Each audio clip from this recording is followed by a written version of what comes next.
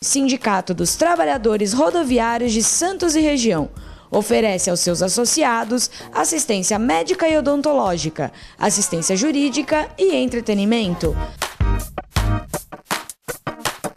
Associe-se. Avenida Conselheiro Nébias, 262, Vila Matias, Santos. Telefone 3228-9200.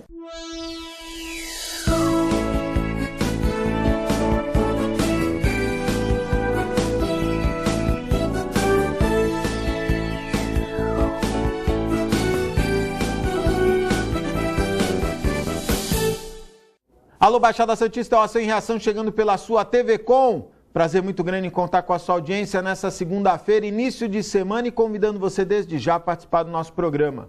Nós hoje daremos continuidade aos debates com os candidatos à Câmara Federal. Semana passada tivemos uma rodada, hoje é a segunda rodada, para a Assembleia Legislativa. Já tivemos 4 rodadas com os candidatos. Tem sido muito proveitoso para que você, eleitor, possa ter mais conhecimento daqueles que estão pleiteando uma cadeira na Câmara Federal.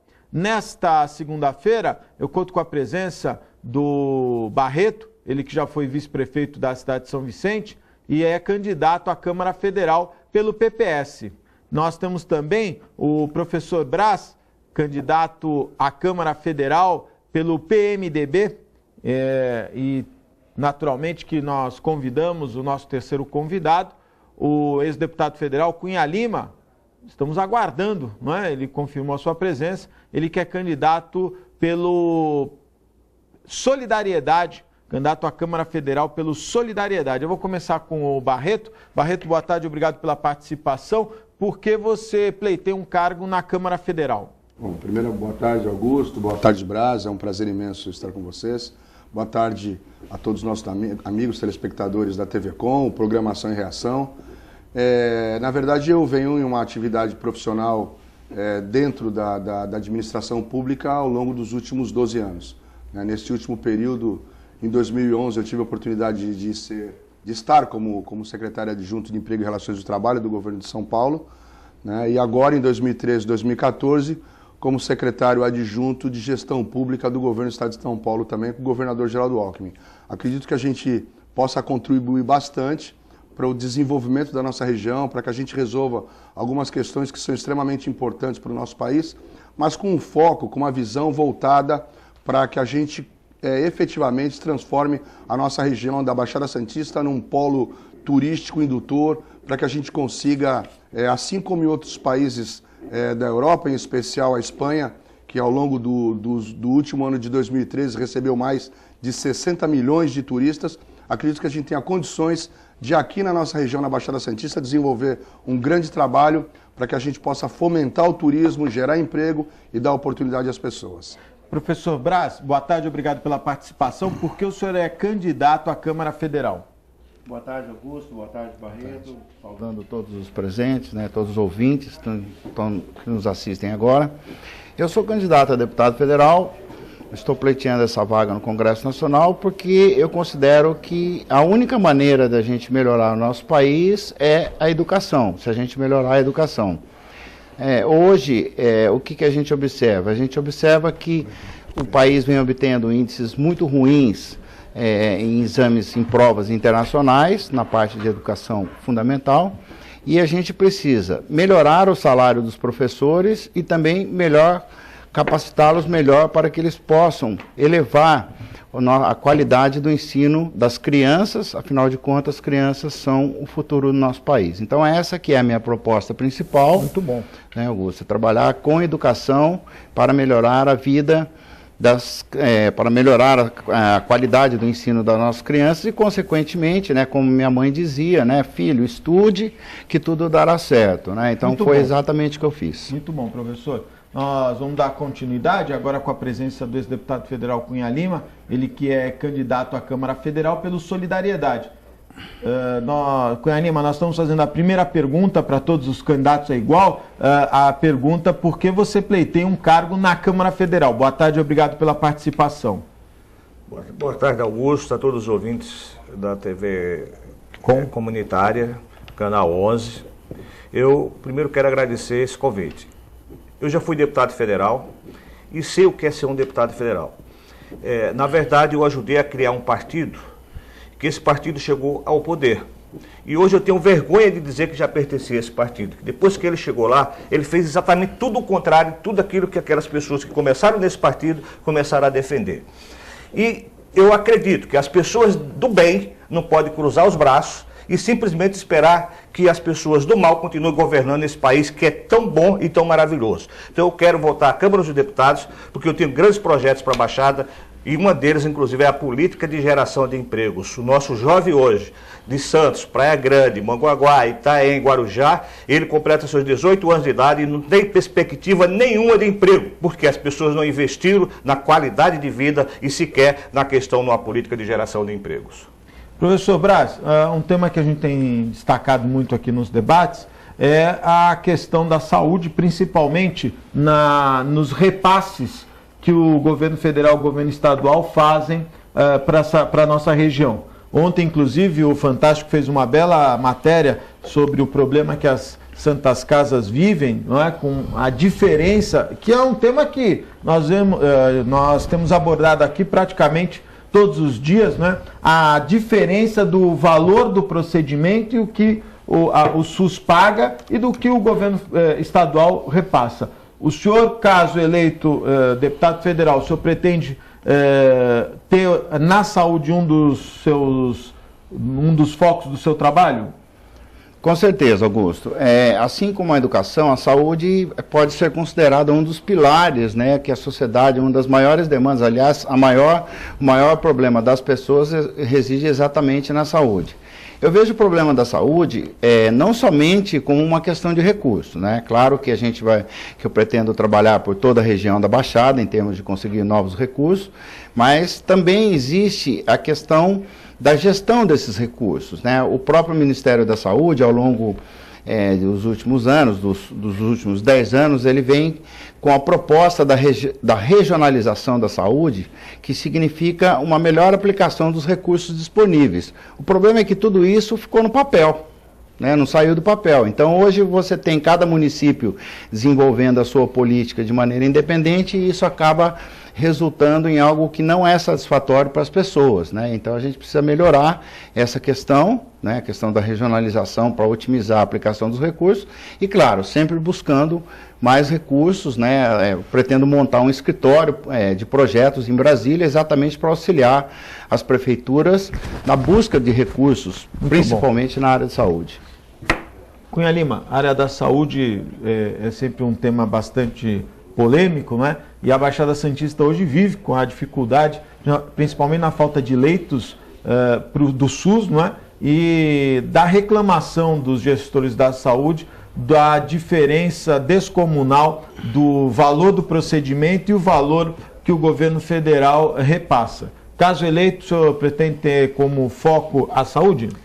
Nós temos, todos os deputados federais têm que lutar primeiro para ter um aumento no orçamento, no gasto da saúde.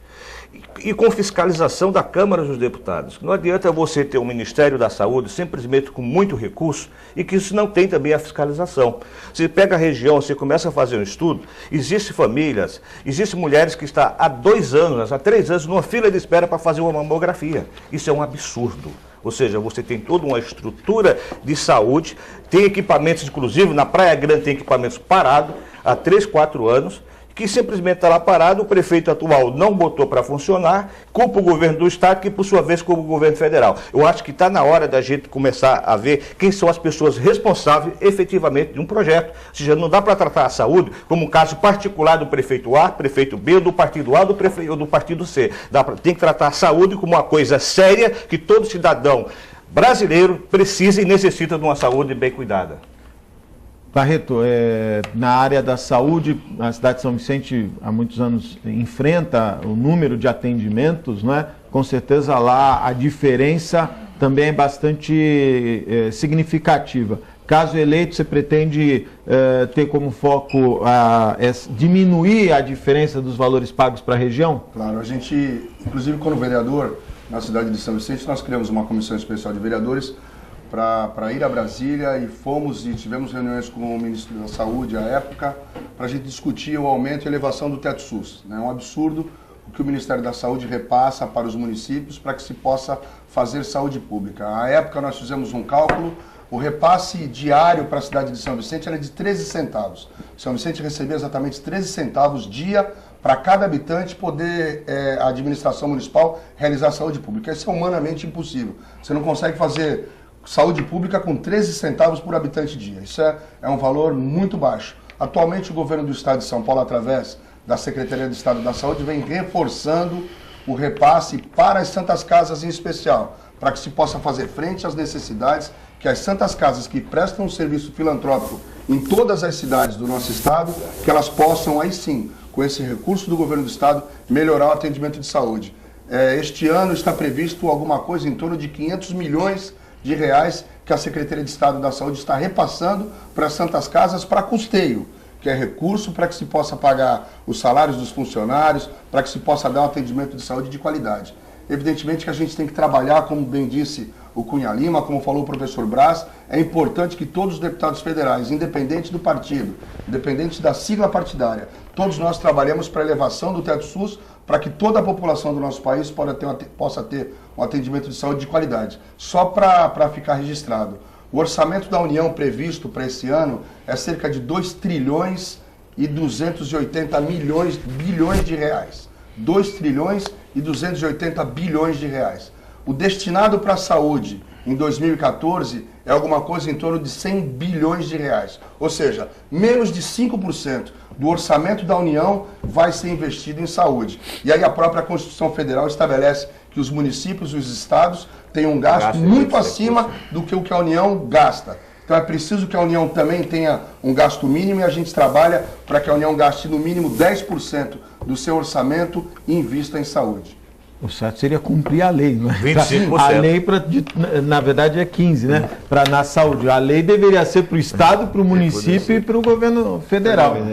Não é verdade, professor? O Barreto, vou começar com você essa rodada. Na verdade, nós estamos vivendo um momento bastante difícil na região quanto à mobilidade urbana, não é? Alguns empreendimentos vêm sendo desenvolvidos para minimizar o problema do trânsito, não é? Como o VLT, como na Praia Grande o BRT, que são opções para tentar dar uma vazão maior ao transporte coletivo. Apesar que recentemente um convidado nosso levou 1h20 para vir da Praia Grande até aqui. Não foi diferente do que eu levei hoje. O senhor levou uma hora. É mais fácil em São Paulo do que vir para cá. Então há uma dificuldade muito grande do trânsito, né? E a gente entende isso. Barreto, é natural que alguns temas não são da alçada do deputado federal, mas é importante que o telespectador tenha uma dimensão do que pensa o candidato. Como é que você vê hoje os investimentos na mobilidade urbana na nossa região? Augusto, é extremamente importante que você frise essas questões e que a gente possa conversar com a população. É claro, e como disse o Cunha Lima, nós tivemos ele teve o deslocamento de Praia Grande para cá de cerca de 1 hora. Então nós precisamos investir em transporte público. É extremamente importante que a União invista junto com o governo do estado para que a gente possa ter transporte público de qualidade. O BRT é uma grande opção, uma grande alternativa para que a gente possa, através desse sistema de transporte, a gente chegar às diversas cidades da nossa região de forma interligada. Claro, interligando com o VLT, interligando com os ônibus que nós temos no transporte normal em cada uma das cidades, mas que tem a necessidade, Augusto, de haver um investimento de forma adequada. O túnel ligando a Zona Leste aqui de Santos, a Zona Noroeste de Santos, é importante porque a gente consegue levar as pessoas a um deslocamento um tanto quanto mais rápido. O túnel também ligando Santos ao Guarujá, que também é uma ação que o governo do estado de São Paulo vai realizar aqui na nossa região, assim como é o VLT, é uma forma que a gente tem para melhorar o transporte público. Melhorando o transporte público, você reduz a quantidade de veículos transitando nas ruas, consequentemente você tem uma fluidez maior no trânsito. Cunha Lima, sua opinião quanto à mobilidade urbana na nossa região? Augusto, Barreto e Braz. Eu, de 95 a 99, eu fui presidente da Frente Parlamentar Metro Ferroviário. E uma das grandes lutas nossas a nível de Brasil era exatamente a questão do investimento, de inverter o investimento para o VLT e o transporte de massa, inclusive de cargas também. Só que o modelo brasileiro sempre beneficiou o setor automotivo, o setor de carga através de caminhões e o transporte através, efetivamente, do carro. Você chega na Europa, por exemplo, o rico anda de metrô, de trem, né? Ou seja, porque existe um transporte público de qualidade. Nós temos que continuar lutando exatamente por isso. Ou seja, o governo do Estado hoje está investindo no VLT, extremamente atrasado. Esse VLT já era para ter acontecido há muitos anos. Da mesma forma que hoje nós temos pronto. Ou seja, nós temos uma linha que liga Santos e que vai até Peruíbe, assim vai, que essa linha foi desativada, que seria a coisa mais barata para o Estado e para o cidadão da região ter ativado essa linha há muitos anos e que ele poderia ser usado exatamente como um trem ou um VLT rápido. Ou seja, o que é que nós estamos fazendo hoje? Depois de anos de atraso, nós estamos fazendo um pedaço, ou seja, um pedaço de Santos a São Vicente. Vai resolver o problema? Não.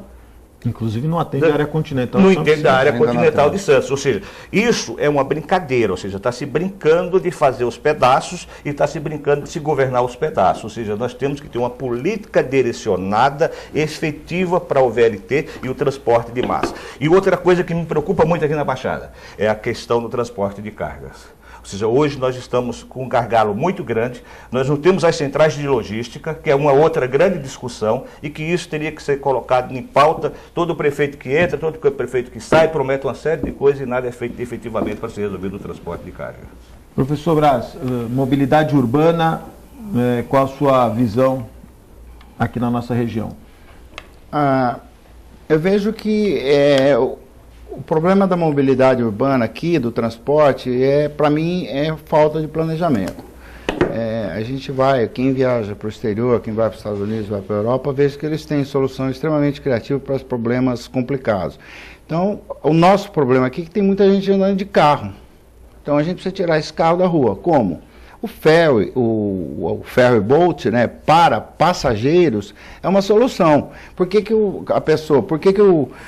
Cunha Lima não poderia ter pego um ferry na Ponte Pêncil, vinha até aqui, pegava um ônibus e vinha gravar o programa? Por que eu não posso pegar um ferry aqui e ir para o Guarujá, pego um ônibus, vou fazer o que eu volto, pego o ferry, ou seja... Professor Braz, me permita uma parte. Eu estive na Europa... Quando ele terminar, eu passo para, se você quiser comentar, o Barreto também quiser comentar. Então, eu vejo que um pouco de planejamento talvez resolva, né, o problema do transporte, né? Em termos de custo, que é uma grande reclamação dos usuários de ônibus urbanos, é importante dizer, né, que metade do pessoal que usa ônibus não paga nada, e quem paga, paga por quem não paga. Né? Então, o custo da passagem de ônibus poderia ser mais barato se não houvesse esse grande grupo de pessoas... As isenções, né? Das isenções. Né? Então, isso é um aspecto relacionado com os ônibus, né? Mas eu acho que o ferry seria uma alternativa aqui, né? Aí... O Luciano Batista esteve aqui participando do debate e disse que quando ele trabalhava na Cosipa, ele chegou a ir trabalhar na Cosipa através de não um ferry boat, mas sistema hidroviário, né, que hoje não existe mais. Quer comentar com ele? Na verdade, eu queria falar, professor, por exemplo, estive recentemente na Europa. Então, você chega, por exemplo, em Londres, você vai ficar 10 dias, você chega e compra um cartão para usar 10 dias um transporte coletivo. Ali você pode usar o ônibus no mesmo cartão, o trem, o metrô, sabe? Dentro do mesmo pacote. O que acontece a nível de Brasil são os grandes interesses. Você pega a região, você pega a Piracicabana, que é quem comanda a região, efetivamente ela não tem interesse de fazer com que o transporte público comece a funcionar. Mas existe uma pressão muito grande com relação a isso. Você quer comentar o tema? Não, tranquilo. Tá, muito bom. Só para registrar, você está falando do cartão, mas a máfia da MTU, que obriga o portador de síndrome de Down a todo ano ir lá e dizer, olha, eu sou portador de síndrome de Down, ainda não tive cura, né? Ele tem que renovar o portador de necessidade especial, e no caso, síndrome de Down, por exemplo, né? Eu conheço casos de Downs que tem que ir todo ano lá na MTU para provar que, não é para dizer que está vivo, é para provar que ele ainda é um portador de necessidade especial, que é no mínimo uma aberração por parte daqueles que cuidam do transporte intermunicipal e do transporte na nossa região. Nós temos um tema importante, que é a questão da CODESP, não é? Nós sabemos que hoje a Codesp ela tem uma administração do governo federal e muitos debatem uma administração tripartite, o município e o estado também participando dessa gestão. Vou começar com o Cunha Lima. Cunha Lima, qual é a sua opinião de uma administração regionalizada da Codesp? A questão Codesp é muito complexo, ou seja, nós estamos aqui com o maior porto da América Latina, com interferências muito grandes do Estado em cima dessa administração e, consequentemente, o custo do Brasil cada vez aumentando mais. Ou seja, se você for ver, aliás, quem assistiu ontem o ex-ministro Delfim Neto na entrevista falando exatamente o que era o Brasil de exportação até a década de 80 e 90 e o que é hoje. Hoje o Brasil só exporta as commodities. Ou seja, toda a sua linha de produção. Eu trabalhei numa empresa que a gente exportava muito ferro elétrico. Nós perdemos todas as exportações e milhares de empregos no Brasil, que nós perdemos para o México e para a Singapura. Por quê? Porque nós temos uma administração voltada por corporativismo. Nós precisamos, o Brasil que se quer se inserir no mundo moderno, já que ele é capitalista, ele tem que se modernizar. Para ele se modernizar, ele tem que efetivamente investir nas pessoas de uma forma que não abranja, que abra as asas e coloque todo mundo debaixo. Eu fico muito preocupado quando você já tem um órgão que é governado pelo governo do Estado, e aí vem o município querendo entrar e o Estado querendo entrar. A minha impressão é que vai o seguinte, vai ser mais gente mamando na mesma teta. É isso que nós não podemos deixar, Augusto. Muito bom. Professor, qual a sua opinião sobre uma administração regionalizada da Codesp? Bem, houve uma tentativa por parte do atual governo federal e mesmo negociações no Congresso Nacional de criar um modelo misto de administração onde haveria ao longo do tempo uma quebra do que o senhor mencionou de corporativismo, né? Então haveria um misto de terminais privados, né? E continuariam os terminais públicos e aí haveria essa mudança.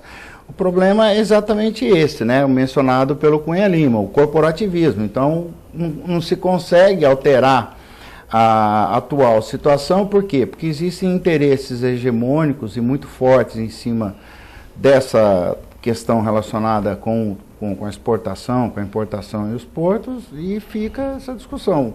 Mas a solução é essa única, né? A solução é privatizar, né? O porto, o preço da tonelada embarcada no Porto de Santos chega a ser 5, 6, 7 vezes mais alto que qualquer porto de médio porte, que nem o porto de Roterdã, na Holanda, né? Então, tem que mudar essa situação, né? A gente precisa ter gente no Congresso Nacional com clareza de que a única saída é entregar isso, né, para uma administração privada, né? Eu acho que a administração pública nisso aí tem que ir diminuindo ao longo do tempo. Eu sei que tem muita gente dentro do meu partido que não gosta que falo isso, mas é a sua opinião. Mas a sua opinião. Tá certo. Barreto, Tá certo. qual a sua opinião sobre uma administração regionalizada do Porto de Santos? Eu tenho uma discussão muito séria com relação a essa questão. Eu penso exatamente como o professor Braz.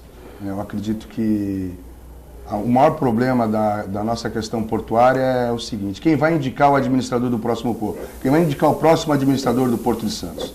Essa é o maior problema que nós enfrentamos. Então existe uma disputa ferrenha entre os partidos políticos para saber quem vai indicar o administrador do porto, não só de Santos, mas de outros lugares do nosso país. Então essa discussão ela tem que sair dessa seara política e passar para uma discussão administrativa em que a gente tenha efetivamente condições de ter um porto moderno. Eu estive com alguns companheiros da área portuária visitando alguns portos na China e por conta do Santos Export, e nós tivemos a possibilidade de enxergar. É evidente que a China ela tem um modelo de administração tanto quanto diferente do nosso, né? Lá o Estado ele define as regras, ele estabelece as prioridades, ele faz realizar. As coisas acontecem efetivamente de forma muito prática e muito rápida. Mas é claro que a iniciativa privada, os administradores privados, eles têm condições de fazer com que o nosso porto chegue a ponto de se desenvolver de forma tal que a gente consiga escoar aquilo que a gente recebe e para dentro do nosso país, evidentemente trazer para dentro do país aquilo que a gente recebe e escoar para fora do Brasil as nossas mercadorias de forma muito rápida e muito mais segura. Queria fazer aqui só um comentário quando o senhor fala da privatização, professor, só para... É importante destacar, não é, que cada porto tem as suas características. O de Roterdã, por exemplo, né, são características... O pessoal do Santos Export visita tanto o porto, mas a lição de casa está aqui dentro. Eles tinham que começar a visitar, uma sugestão lá ao Vitor e ao menino lá, o Fabrício, começar a visitar os portos de Santos e conversar com os trabalhadores portuários e com os empresários, porque a solução está aqui. No caso de uma privatização, há um problema. Nós estamos vivendo isso. A Codesp, por exemplo, ela ficou com muito poucos armazéns públicos, né? O cais público. E, na verdade, uma privatização deixa na mão do empresariado, e hoje são... Você, por exemplo, o açúcar, você só consegue exportar açúcar através de uma empresa que, inclusive, comercializa e produz o açúcar. Então, se você tiver um produtor brasileiro que quiser entrar no mercado internacional e competir, ele não consegue, porque fatalmente ele vai ser obrigado a exportar o açúcar dele por uma concorrente. Então, o porto público é fundamental, nós precisamos encontrar uma solução. Então, né? Por isso que vem o misto, né? Exatamente, o modelo misto é se a gente não tiver uma parte privada, se a gente não tiver cais público, nós vamos ficar refém, né? Você veja como que é a coisa a nível de Brasil. Sabe, você tem aqui uma disputa para presidente da República, para governador e nós, deputados, né? Dependendo de quem ganha lá, qualquer um que ganha a presidência da República, a luta para ter o poder do porto é maior do que, às vezes, você ser governador de muitos estados brasileiros. Ou seja, é normal que você está... Os 5 diretores têm o mesmo peso, não pensa que o presidente tem um peso a mais. Tem uma reunião lá chamada DIREX, que 5... Cada um tem direito a um voto. Chega o absurdo de falar, foi o fulano de tal que indicou, então ele é mais importante do que o estado do Rio de Janeiro, do estado de Minas Gerais. Por quê? Porque o Porto de Santos efetivamente tem um orçamento maior do que todos esses estados. Alguém quer comentar? É a história do modelo misto, né? Eu acho que mas não pode descartar a parte privada. Naturalmente. Quer comentar? Não. Então nós vamos fazer um breve intervalo, é muito rápido, fique aí, eu volto já.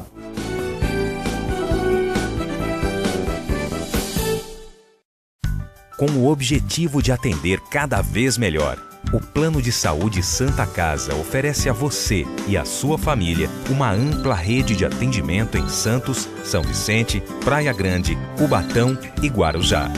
Além de contar com a melhor equipe médica e multiprofissional do litoral paulista. Plano de Saúde Santa Casa de Santos. O melhor atendimento em plano de saúde. 3226-6200.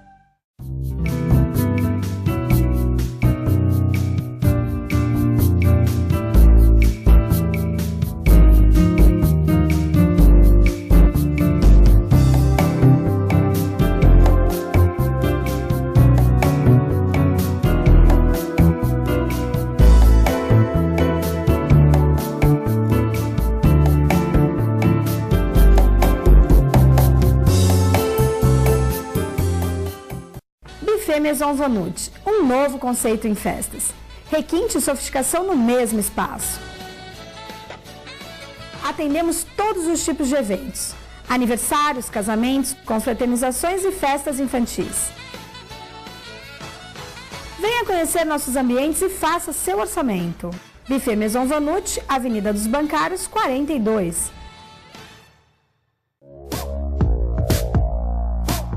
Sindicato dos Trabalhadores Municipais de Praia Grande, há mais de 20 anos levando aos seus associados planos de saúde e convênios, assistência odontológica e jurídica, curso de capacitação e outros benefícios, dando aos servidores melhores condições de trabalho e qualidade de vida.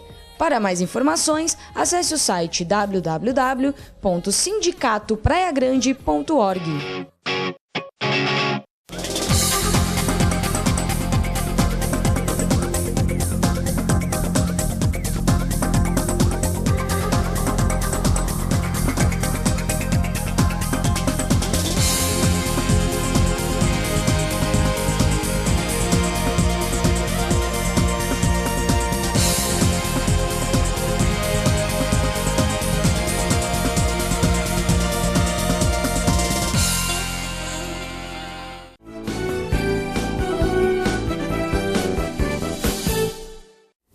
Estamos de volta ao vivo, mandando um abraço especial, meus amigos da Ozan, 32288000. Acesse o site www.ozan.com.br. Quem também nos apoia, o restaurante Boqueirão Express Grill, Rua Viana 89, lá do Dauni Santa, em frente ao Super Centro Boqueirão. Restaurante Boqueirão Express Grill. Queria mandar um abraço para o meu amigo Jorge, lá do Boqueirão Express Grill. Ele que também está sofrendo com essa questão da saúde. Não é? A Santa Casa tem um número de cirurgias bancadas pelo SUS na parte de ortopedia e a fila está no 83º. Vai demorar bastante para chegar no número dele. É uma pena e a justiça acaba sendo o único caminho para quem quer ter o seu direito prevalecido.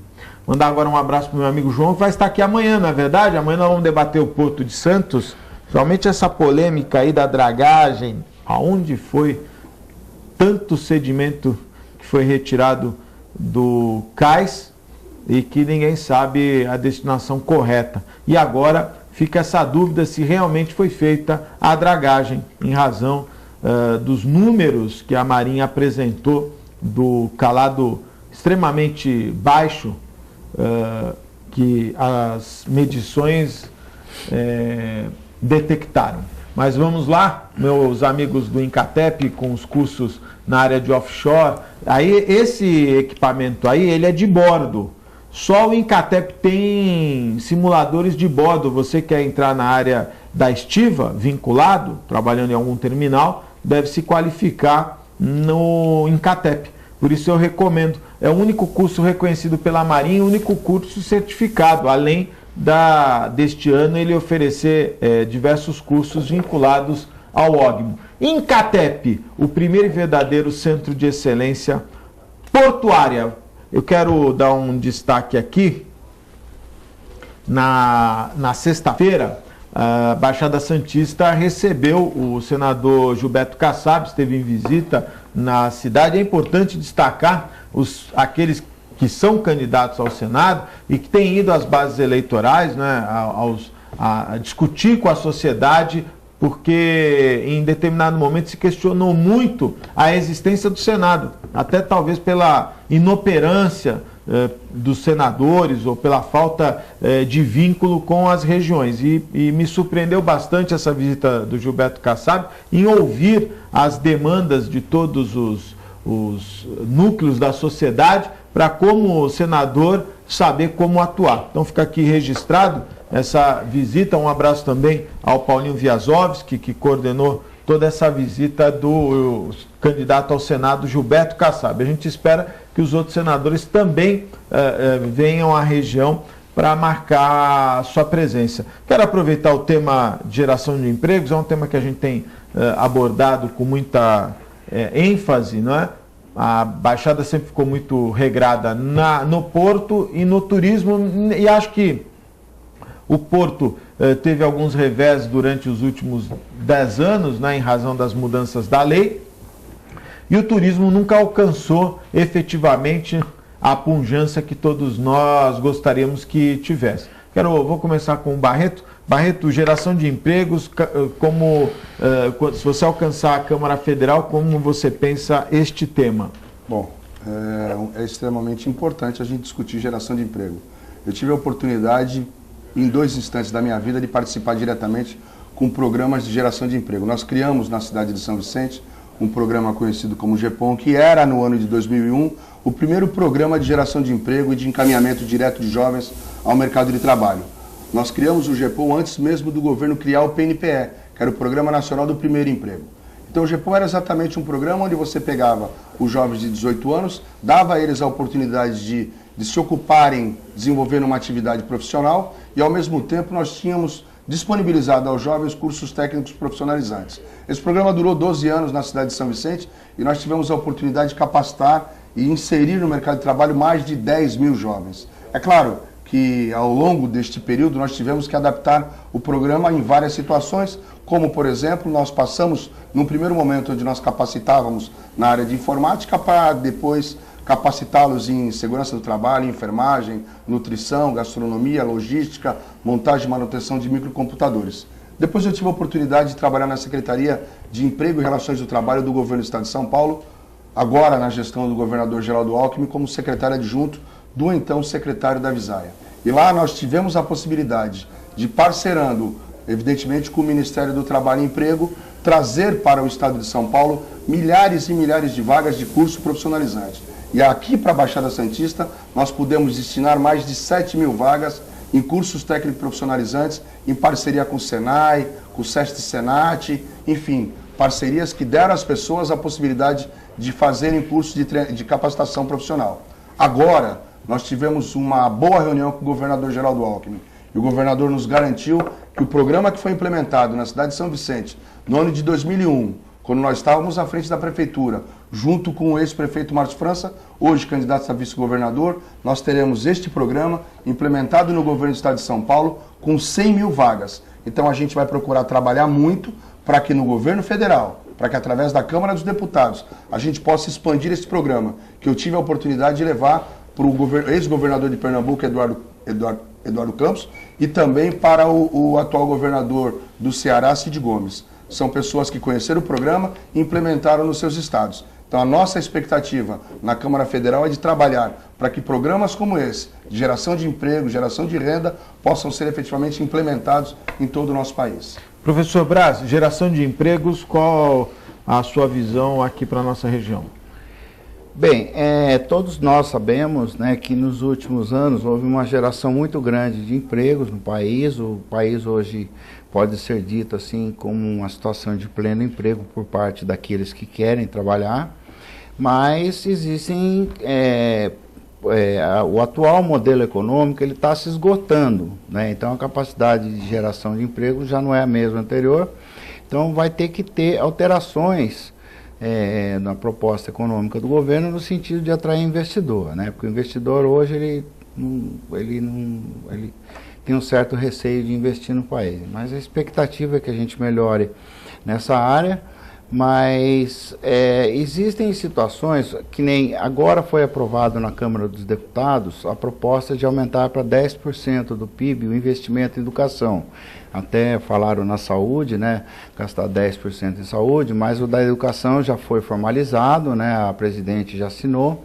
E uma das propostas que eu tenho é que hoje o país ele gasta 6% do PIB em educação, mas o problema é que ele gasta muito dinheiro no que não precisa.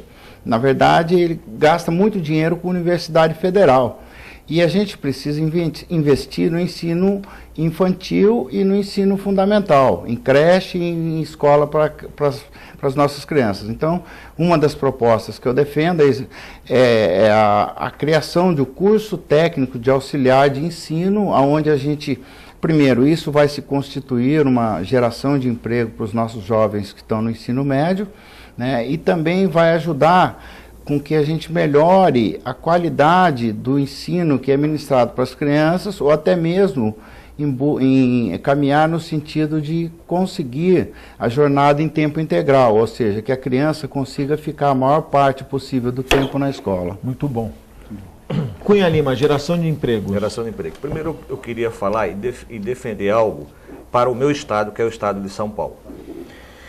Nos últimos 20 anos, nós perdemos milhares de empregos e várias empresas para a chamada guerra fiscal. Se você pegar Minas Gerais, Paraná, Rio de Janeiro, muita empresa saiu de São Paulo e foi para esses estados por uma coisa chamada guerra fiscal. Eu acho que essa questão, nós como deputados federais e os estaduais temos que brigar para que se equipare a questão da empresa não sair do estado e ir para outra. Ou seja, se perdeu muito.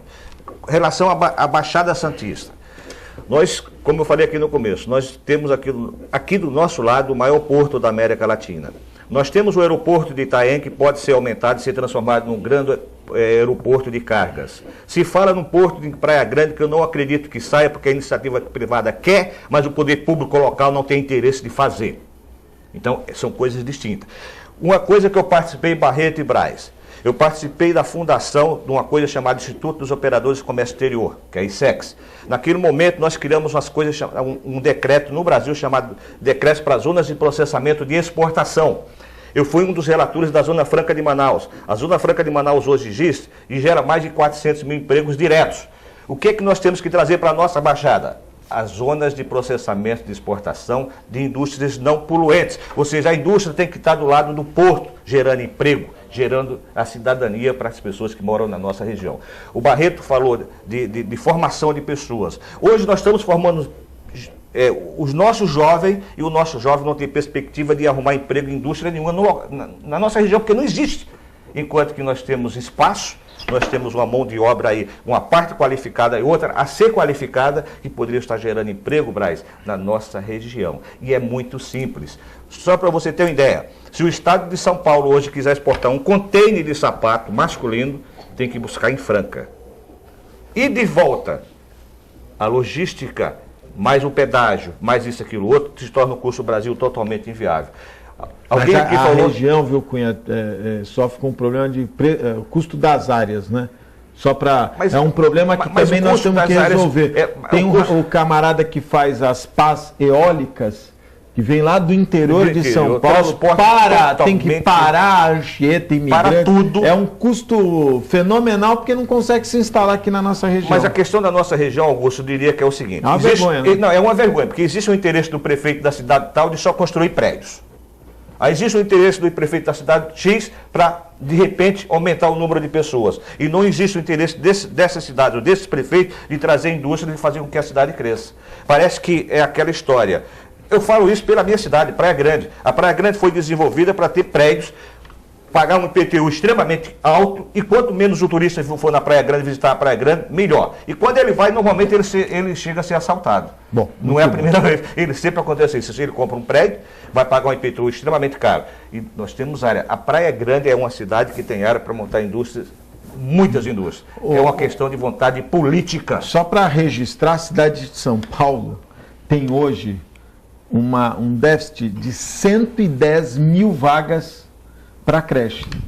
Hoje, 110 mil crianças precisam de uma vaga de creche e não tem. Na cidade de São Paulo. Na cidade de São Paulo. E é importante destacar, eu particularmente sou contra aumentar o valor do PIB para a educação, repasse, como o Barreto colocou muito bem aqui, o valor que é mandado para a saúde é muito pouco, alguma coisa em torno de 5%.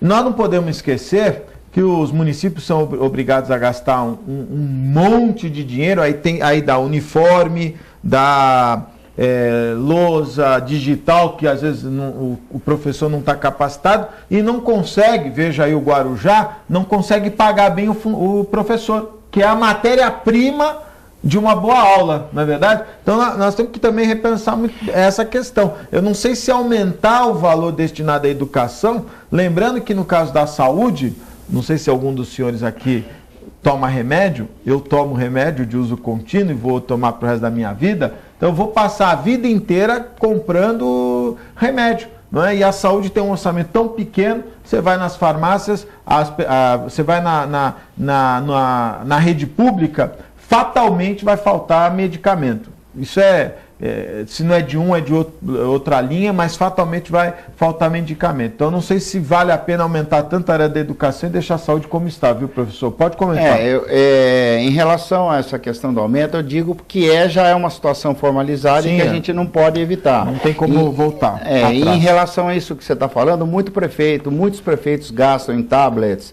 uniforme, etc., porque... Para gastar o dinheiro. Não, é porque dá visibilidade. Não, mas e porque precisa gastar? Porque se ele não gastar o dinheiro, tem a tal da lei de responsabilidade fiscal, diz assim, o senhor não gastou 25% na educação. Aí ele dá tablet, nada contra o uniforme. A cidade de São Vicente, por muito tempo, não deu uniforme. Verdade. Não é? Talvez por quê? Porque viu outras necessidades. Pagar o professor. Pagar talvez o professor, enfim. Mas você tem muito recurso também usado de forma errada. E aqui eu estou fazendo uma denúncia. Por exemplo, na Praia Grande, que foi comprado em fevereiro através da empresa Filco, através de uma terceira empresa, vários tablets, que está tudo encaixotado lá na Praia Grande, e até agora sequer nenhum aluno da rede pública recebeu. Ou seja, nós estamos acabando o ano... Tablet para os alunos ou para os professores? Para os alunos. Poxa vida, né? E está lá encaixotado, tem o número do processo, tem tudo, a empresa que vende, a empresa mãe é a Filco, e a empresa terceirizada aqui foi a empresa que fez a intermediação do negócio, foi quem vendeu de fato. Então, esse aqui não pode acontecer, ou seja, é a má gestão do dinheiro nem público. Em nada, né? A má gestão não pode acontecer em nada. Nós temos um tema que a gente naturalmente deixa a cargo dos candidatos, né? E nós fazemos aqui algumas observações, são importantes até para dar um pouquinho mais de dinâmica ao nosso tema. Nesse quesito, viu, professor Braz, Sargento Barreto e o Cunha Lima, eu tenho perguntado aos nossos convidados, e até usando essa situação, não é, que as entidades assistenciais em todos os municípios, né, a sociedade organizada, ela acabou absorvendo muitas das incumbências do Estado.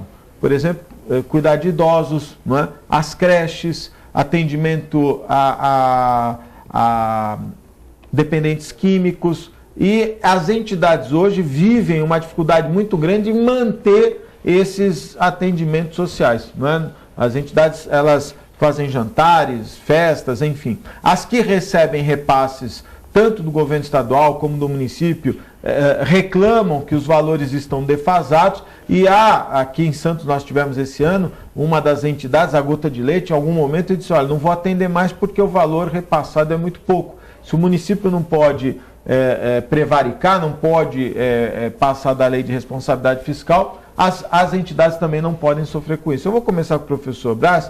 Caso o senhor se eleja, o senhor tem algum foco quanto às entidades assistenciais? E eu estou dizendo as que realmente têm um trabalho definido na região? Bem, essa parte assistencial, como diretor de faculdade, a gente acaba ajudando muita gente, né? Mas o que eu posso dizer é que eu tenho um amigo que ele desenvolveu um time de vôlei, e ele tem um MOCIP que sustenta esse time de vôlei. E o que ele faz? Ele capta recurso junto aos empresários para poder manter o time de vôlei.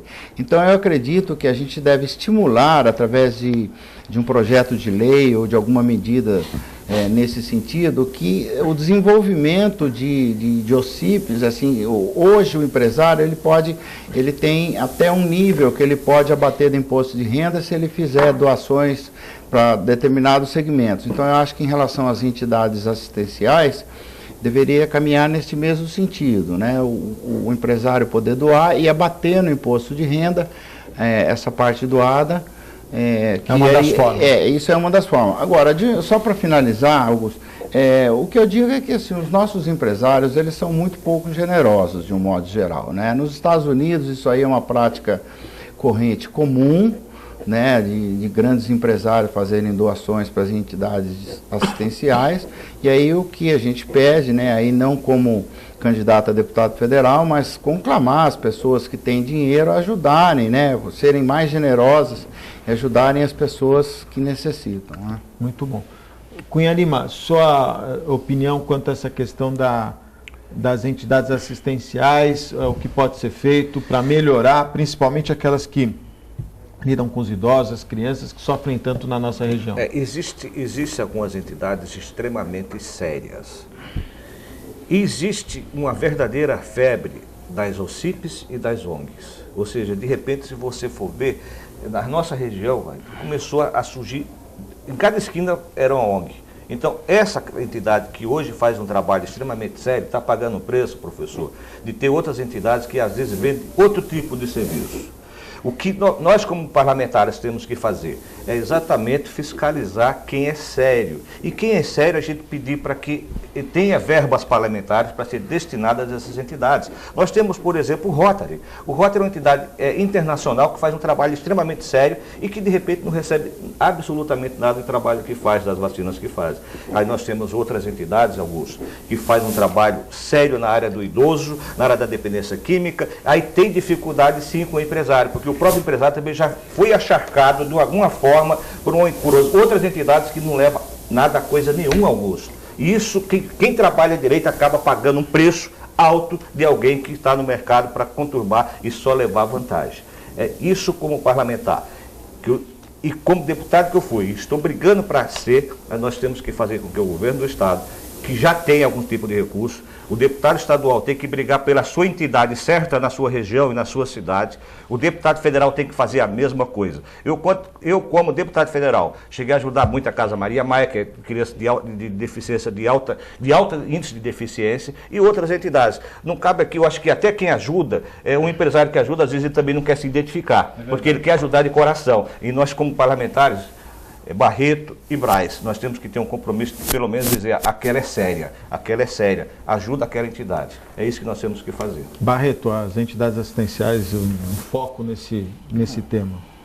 Augusto, eu penso que o terceiro setor tem um papel fundamental na manutenção, inclusive de um estado de uma certa tranquilidade no país.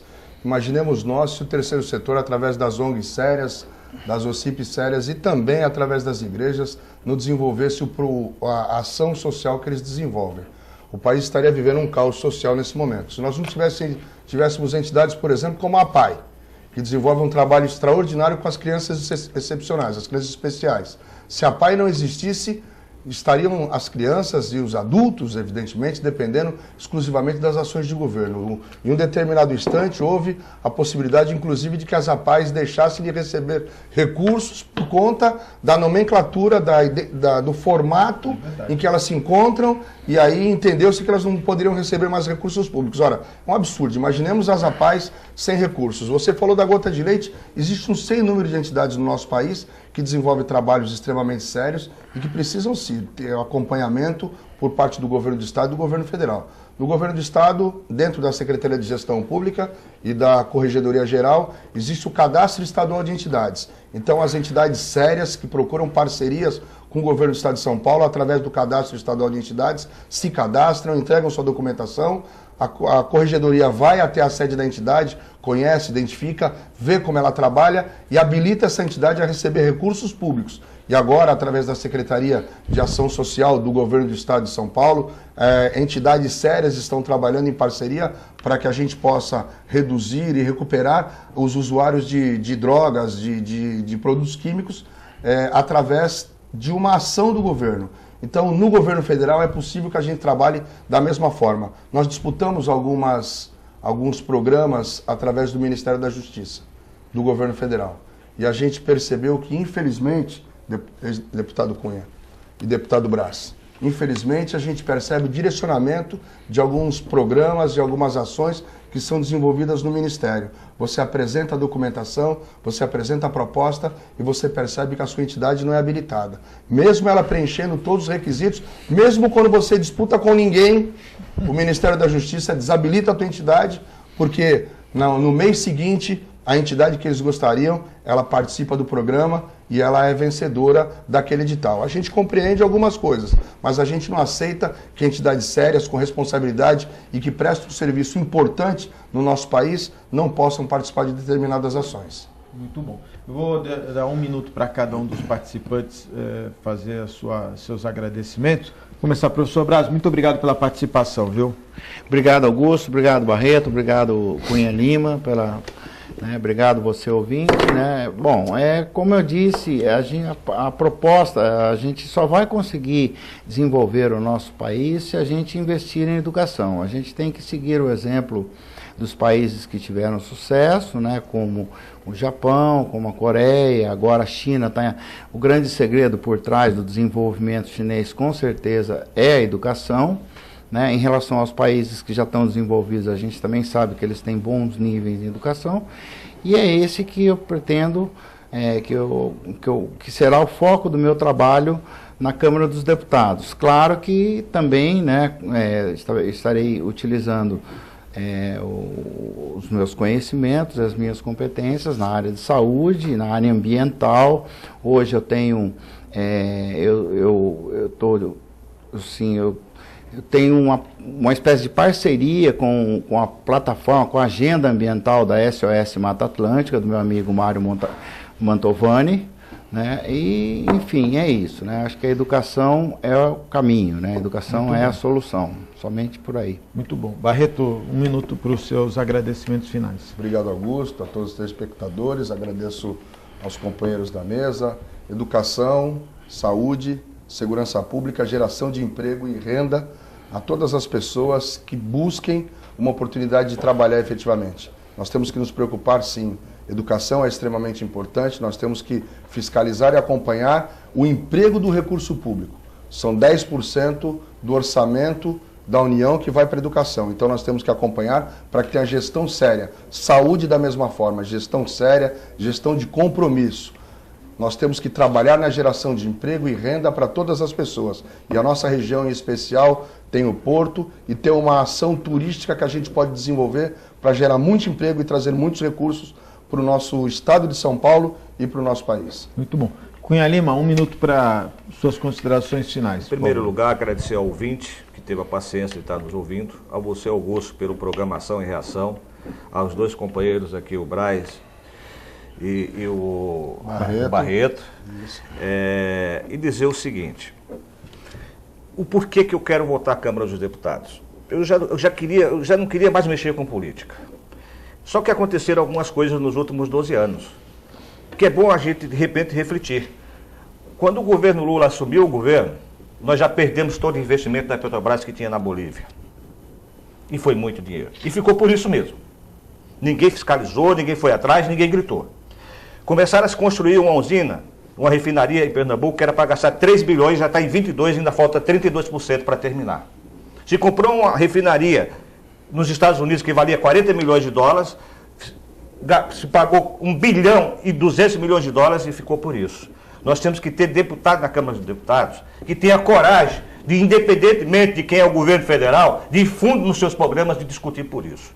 E aqui para a região, eu quero lutar para trazer as zonas as ZPEs, zonas de processamento de exportação, que seria uma política correta para a geração de emprego no município. O restante eu deixo para o Braz e para o meu amigo aqui fazer, porque eu sei que o resto eles vão fazer também. Muito bem. Quero agradecer a você, telespectador, né? Lembrando que nós temos a nossa reprise às 19 horas, às 23 horas e também à 1 da manhã. Então, se você perdeu alguma parte do programa, quiser rever o programa, você pode assisti-lo nestes 3 horários alternativos de reprise. Quero mandar aqui um abraço também a pessoal do Acaraí, a Barraca do Acaraí. Ontem completou mais um aniversário, uma grande festa lá na barraca, o dia ajudou bastante. Fica aqui um abraço ao presidente, né, que sempre, o Rubens Jesus, que sempre está ativo e deixando a Barraca Acaraí, tradicional barraca,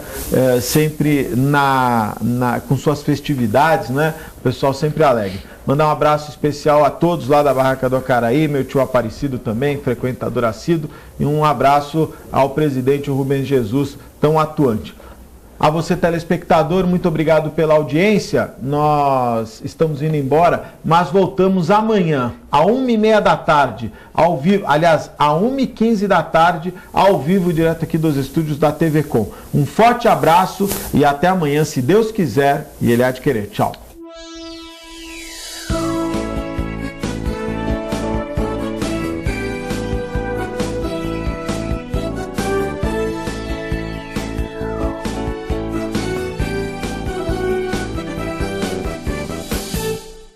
Um pedacinho da França agora ilumina Santos.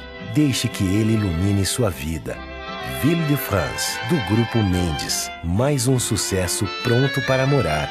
Espaço, conforto e requinte para você viver todo o charme europeu. Com o melhor clima tropical e uma vista livre para o mar.